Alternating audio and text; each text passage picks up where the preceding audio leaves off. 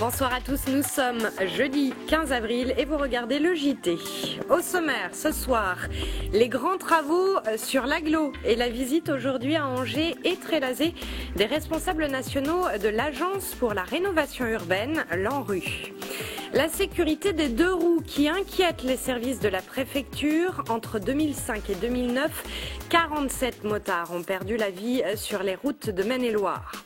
Enfin, avec notre invité, le directeur de la Carrière, l'école de cirque de Saint-Barthélemy d'Anjou, nous parlerons d'une charte culture et solidarité qui a permis cette semaine à des parents et à leurs enfants de participer ensemble à des ateliers.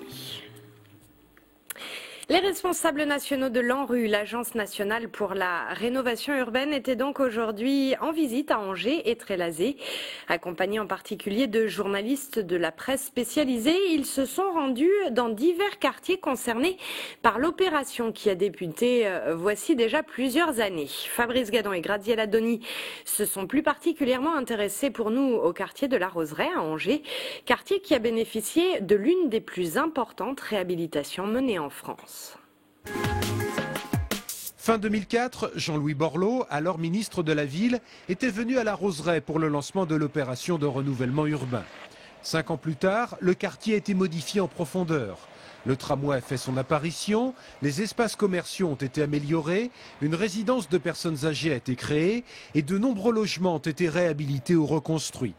La visite effectuée sur place ce matin par les responsables nationaux de l'ANRU, l'Agence nationale pour la rénovation urbaine, a permis de constater combien le quartier avait évolué.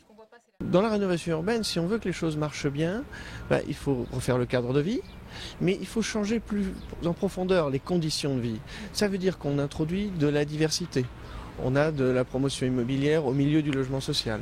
On a de l'activité économique. On a un tramway qui arrive. On refait l'école. Ça, ce sont toutes les composantes de la rénovation urbaine et il se trouve qu'ici, elles sont toutes présentes. Au total, près de 400 millions d'euros seront investis dans plusieurs quartiers d'Angers pour cette opération de rénovation urbaine. Pour le seul secteur de la Roseraie, l'enveloppe devrait avoisiner 120 millions d'euros. Pourtant, malgré ces sommes conséquentes engagées par les pouvoirs publics, il reste encore des problèmes à régler dans les quartiers. L'opération de renouvellement urbain ne règle pas tous les problèmes de société. L'opération donne un cadre de vie plus agréable et en fait on agit ce sur quoi on peut agir à l'échelle de la ville, mais c'est bien entendu pas parce qu'on a fait l'opération de renouvellement urbain qu'on trouve du travail à tout le monde, qu'on règle des problèmes de famille monoparentale, qu'on règle un certain nombre de problèmes de société. D'ici 2 ans, cette opération de rénovation urbaine devrait être définitivement achevée sur le quartier de la Roseraie. En bref, une nouvelle affaire d'antenne relais de téléphonie mobile à Saint-James-sur-Loire. Cette fois, Orange, l'opérateur, attaque la commune devant le tribunal administratif de Nantes. Une commune qui tarde à donner l'autorisation de travaux pour la pose d'une antenne sur le toit du centre hospitalier du Sésame. À Saint-James, cette implantation d'antenne suscite l'inquiétude, mais Orange assure qu'elle est nécessaire à la couverture optimale de la zone géographique. Le juge tranchera d'ici la fin de la semaine. Les journaux ont publié aujourd'hui le palmarès des meilleurs lycées rendu par le ministère de l'Éducation nationale. Avec 98% de réussite au bac en Maine-et-Loire, 2 lycées arrivent ex-aequo en tête du classement des lycées d'enseignement général. Il s'agit du lycée public David d'Angers à Angers et du lycée privé Notre-Dame de Bonne-Nouvelle à Beaupro. À Angers, après David d'Angers, ce sont 2 lycées privés qui obtiennent les meilleurs résultats, Saint-Martin et Montgazon, avec respectivement 97 et 96% de réussite au bac. Ces 5 dernières années, 47 motards ont perdu la vie dans des accidents sur les routes de Maine-et-Loire. Et 14 d'entre eux sont morts l'an dernier. Les chiffres sont mauvais et la préfecture veut aujourd'hui tirer la sonnette d'alarme. L'Observatoire départemental de la sécurité routière a étudié plus précisément les circonstances de ces accidents de la route. Et des mesures vont être prises pour tenter d'enrayer cette tendance inquiétante. Les explications de Graziella Doni. 14 motards ont perdu la vie sur les routes du Maine-et-Loire, dans un accident de la circulation. Ils étaient 4 décédés sur l'ensemble de l'année 2008. Alors que l'accidentologie est en baisse, depuis ces 5 dernières années, le nombre des 2 roues parmi les tués a fortement augmenté. L'année dernière, en 2009, ça a été particulièrement dramatique puisque les motards représentent 30% des 55 tués. Et cette année, encore de la même façon, nous avons près d'un tiers des personnes qui ont perdu la vie sur les routes du département qui conduisaient des 2 roues. Les jeunes hommes de moins de 40 ans sont principalement impliqués dans les accidents corporels ou mortels de moto. Les facteurs aggravants sont la vitesse, l'alcool, la négligence des autres véhicules et une mauvaise anticipation de la conduite. Face à ce constat, la préfecture a décidé de réagir en mettant en place des mesures. Des contrôles plus présents sur les routes et un accompagnement des jeunes conducteurs lâchés à eux-mêmes après la délivrance de leur permis. Donc ce que nous souhaitons en liaison avec les associations de motards, c'est proposer un accompagnement, proposer aux jeunes conducteurs qui viennent d'obtenir leur permis 6 mois, 1 an après l'obtention du permis, de bénéficier de sessions très courtes de formation, de conseils par des pairs, c'est-à-dire par des motards expérimentés qui pourront corriger certains défauts et surtout les aider à mieux appréhender les événements sur la route. Enfin, ce week-end, pour les 24 heures du Mans, les associations de motards proposent un relais Calmos sur une aire d'autoroute pour lever le pied avant d'arriver sur le circuit. Et puis, un radar expérimental sera testé à partir de cette nuit sur l'autoroute Angers-Cholet. Un radar qui fait la différence entre les voitures et les poids lourds va être testé à partir de ce jeudi sur l'autoroute A87 dans la partie qui contourne Angers. Le radar sera implanté dans le sens Cholet-Paris, peu après la sortie vers Saint-Barthélemy d'Anjou. Il permettra de contrôler les excès de vitesse en fonction de la vitesse autorisée des véhicules. Le test durera 2 ou 3 mois. Il sera indiqué par des panneaux zone expérimentale. Et pendant cette période, il n'y aura aucune contravention à cet endroit.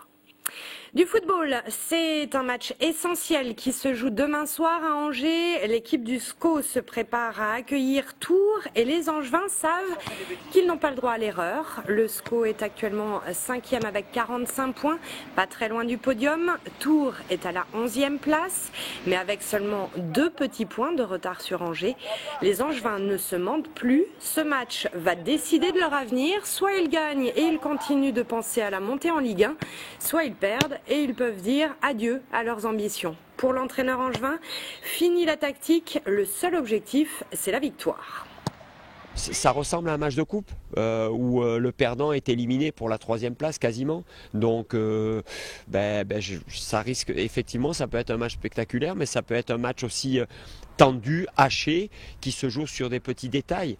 Mais quoi qu'il arrive, il faut tout mettre en œuvre pour qu'on ait encore la possibilité à la 95e, s'il faut, d'arracher la victoire. En tout cas, il faut être dans un état d'esprit, je vous dis, qui sorte de l'ordinaire pour ce type de rencontre. Et plus d'infos dans SCO News et Foot ce soir. Sachez également que le match sera diffusé sur Angers 7 à partir de lundi minuit.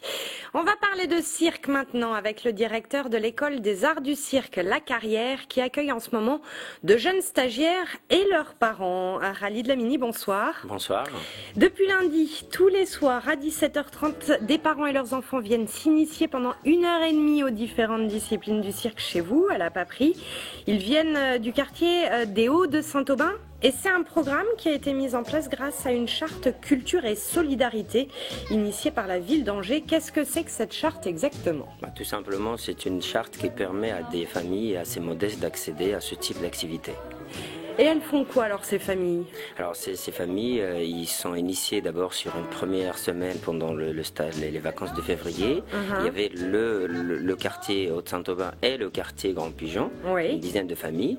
Et c'était de faire le lien par enfant à travers ce projet, c'est d'inverser les rôles entre les enfants et leurs parents. C'est-à-dire à un moment, les parents ils vont aussi passer par la même difficulté sur un trapèze ou sur un fil. Ils vont se rendre compte de cette difficulté. Donc le regard et ce qu'ils vont apporter à leurs enfants, elle va changer.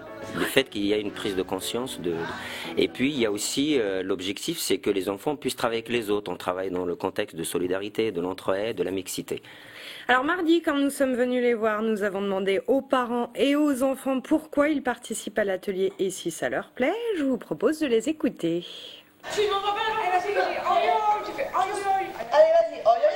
Moi je suis surtout venu pour m'amuser avec eux, c'est tout, et puis les aider et voir ce qu'on est capable de faire ensemble. C'est rare ce genre d'opportunité parce que j'ai 3 enfants, donc on n'a pas de moment privilégié forcément les uns avec les autres. Donc là, c'est une occasion et c'est super sympa. Est-ce que ça te plaît que ta maman, elle vienne faire du cirque avec toi? Ah ben, bien sûr. Pourquoi? Parce que c'est toujours comme ça. Elle vient toujours avec nous.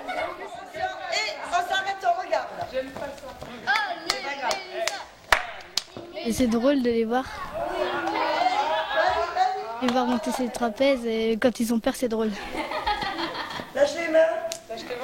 C'est un moment où on échange avec son enfant et c'est assez sympa. T'aimes bien t'amuser avec ton papa? Oui. Il y a une bonne ambiance, c'est drôle et tout, c'est trop bien. Ça a l'air de plutôt bien marcher? À travers les images, ça confirme l'objectif du projet. C'est ce lien, c'est ce moment de convivialité, de contact et de confiance qui s'établit entre les enfants et leurs parents. Et ça, c'est quelque chose d'extraordinaire dans ce projet. Ça, c'est aussi dû à l'animatrice Sandrine qui, dès l'échauffement, fait en sorte à chaque fois que les parents et les enfants travaillent ensemble. Hein. C'est vrai que Sandrine, c'est quelqu'un qui a une grande compétence, qu'elle soit dans le domaine artistique, c'est une ancienne artiste. Oui. Et aussi dans le contexte pédagogique, elle apporte vraiment beaucoup de choses sur ce projet de dynamisme et elle est à fond dans le projet entre le lien entre les enfants et leurs parents. C'est ce qu'on voit exactement, voilà, le contact. Il y a de la cette approche, voilà. Il y a une complicité qui se crée et comme on l'a observé, c'est qu'ils étaient plusieurs familles et ils ont fini par une grande famille. Est-ce que vous allez pouvoir renouveler ce type de projet? Exactement, on est en plein réflexion, vu que le projet de l'école c'est aussi la démocratisation culturelle. Donc on fait appel à tous les partenaires, les mécènes qui peuvent s'associer à ce type de projet pour essayer de le perdurer et de l'ouvrir à un plus large public. Et on a l'impression qu'à la fin de la semaine, ils vont avoir une super famille tous ensemble. Exactement. Là, ils vont partager un moment aussi convivial pour clôturer ce beau projet qui a commencé depuis février et qui va s'achever en espérant qu'elle perdure sur d'autres quartiers. Merci beaucoup Khalid Lamini d'être venu sur ce plateau. C'est la fin de cette édition. Merci de l'avoir suivi et retrouvez-nous demain, même heure, même chaîne. À demain.